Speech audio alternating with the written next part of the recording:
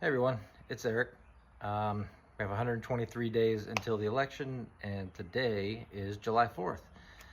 America turns 248 years old, which is easy for me to remember because I'm a bicentennial baby. I'm 48, America's 248.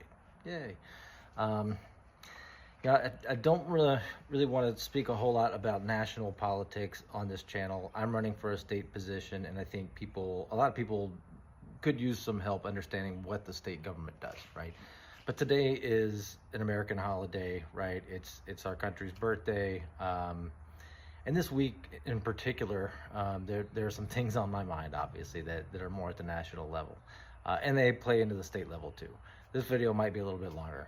So number one is if you haven't heard about it yet, Project 2025 is a real threat to our country. If you're not aware of it, go look it up. It's the blueprint from the Heritage Foundation for the next conservative president and what they should do when they take office. I'm actually taking time to read it. I'm a little over a third of the way through it right now. It's pretty darn scary, and I don't think I've even gotten to the real scary stuff. But check it out. Do your own research on that. It's out there. It's all over the place. John Oliver has a really good video about it if you look that up. But it's published by the Heritage Foundation, which is a right-wing think tank that's been around for like 40 or 50 years, right? They've been around for a long time. It's their mandate for leadership, and they do this all the time. But this time it's really bad because of the things in it and because of the prospect of a Trump presidency. Also with recent news this week, the head of the Heritage Foundation was on, I think, Steve Bannon's podcast and was quoted as saying, and I've got it written down here, "We are in the process of a second American Revolution, which will remain bloodless if the left allows it to be." That is terrifying. That any American citizen would say that is terrifying. This is the guy running the organization behind Project 2025. And I've heard people say Project 2025 is Trump's blueprint for, installing fascism. I don't think that's actually true. I think Trump is a useful idiot to these people. And these are some truly evil people behind the scenes coming up with the plans to install American fascism. And if you look at it, there's really no other way to interpret it. You combine that with the Supreme Court this week giving presidents immunity, basically making them a king, and you wonder what the hell's going on in this country, right? We fought a revolution to get out from under the yoke of a king, and here's the Supreme Court saying the president is basically a king. They're immune from prosecution. It is completely insane. So, one thing I think about that, though, to bring that home, how do people fall for that? How do people get involved in that? How do people think that's a good idea? Because if you look at presidential polling, it's a very close race, right? There's a lot of people who seem to be okay with installing fascism in America. And you ask why that is. Well, we hear a lot about the high cost of living here, right? And if you're struggling to feed your family, you're struggling to put a roof over your head, someone comes to tell you that we need to save democracy may not be all that appealing to you because democracy ain't working for you. And it's America's birthday, 248 years ago. A little bit after that, it was another 13 years before the Constitution was written.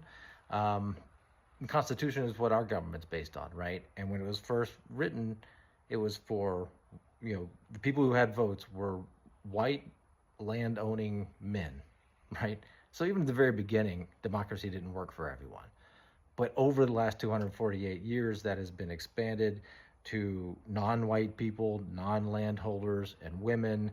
Been expanded down to the 18-year age group, young adults. So over time, the country's gotten a little bit better at delivering on its initial promise of self-rule, right, for everyone.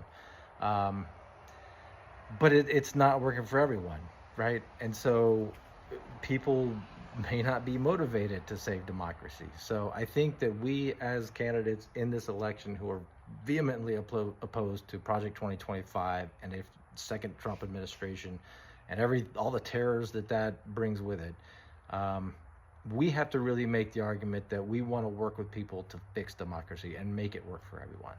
And so that's how it kind of, comes back to my my race and what I want to do. Here in Georgia, we've got a GOP single party control for 20 years. They've done terrible things. We are the worst in healthcare. We are near the bottom in workers' rights. Our governor says we're the best for business. I say we're the best for business owners, not so much for entire businesses, including the workers. So what can we do about all this, right? Number one, tell your friends, tell your family, get them to understand that a second Trump presidency is very likely the end of American democracy. And if you're going to make a comment about how we're not a democracy, we're a republic, whatever. If you make that comment, tell me what the difference is. Otherwise, just keep it to yourself. Anyway, what can you do? Get involved. It's this year. It's coming down to it. We're deciding this year whether the America we know and love continues. So get involved. Get involved in local candidates. Get involved in your local Democratic Party. Find progressive organizations. Get people out to vote. Talk to your friends. Talk to your family. Most importantly, get registered and vote. If you are in my district, please reach out. I'd love to talk to you. If you have any questions you'd like me to address, I would love to do that. I'd like to meet you in person. Totally cool. We could do a video. I've got 122 more of them to make. So anyway, July 4th, America's birthday. Let's hope she makes it to 250. It's up to you. Thanks.